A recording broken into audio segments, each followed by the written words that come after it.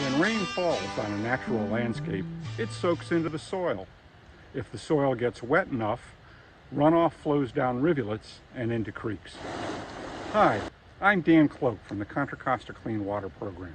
We made this video to tell you about how runoff changes when we pave over our natural landscapes, and how some of those changes can be reversed using green infrastructure. When rain falls on rooftops and streets, runoff starts much sooner than it does in a natural landscape, and it flows much faster. And that runoff flows directly into storm drain inlets and storm drain pipes. From the storm drain pipes, it flows directly to our creeks. There is no filtration or other treatment, so runoff carries trash and other pollutants directly to our creeks. Contra Costa County and its cities and towns are working to build green infrastructure into our drainage systems. With green infrastructure, cities are designed or redesigned so runoff from roofs and paved areas goes through soil and plant roots rather than flowing directly to our creeks and to the bay. There are two ways that green infrastructure can get built. One, it can get incorporated into development projects. Sometimes called low-impact development, the project is designed so that drainage from new buildings, driveways, and parking lots goes into landscaped areas instead of directly into storm drain inlets.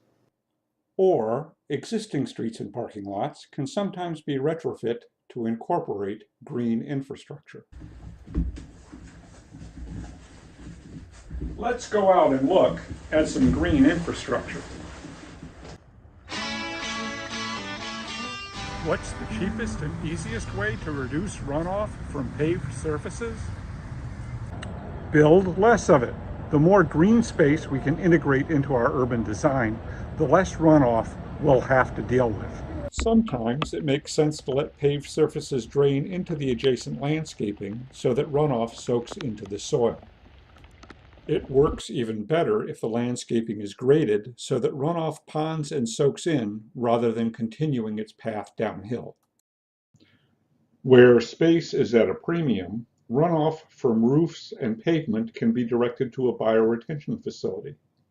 On the surface, bioretention facilities can look like this, or like this, or like this, or like this, or like this, or like this. But they all work pretty much the same way. Bioretention facilities are built into the ground and have layers of gravel and soil. Runoff from roofs and pavement enters the facility and flows into a surface reservoir that is 6 inches to 1 foot deep. During heavy rainfall, this reservoir can fill up and may even overflow, although that happens rarely. Most runoff is captured and filtered through an engineered soil mix made up of sand and compost. Plant roots help keep the soil surface open and help absorb pollutants. The runoff percolates through the soil mix and into the gravel layer below.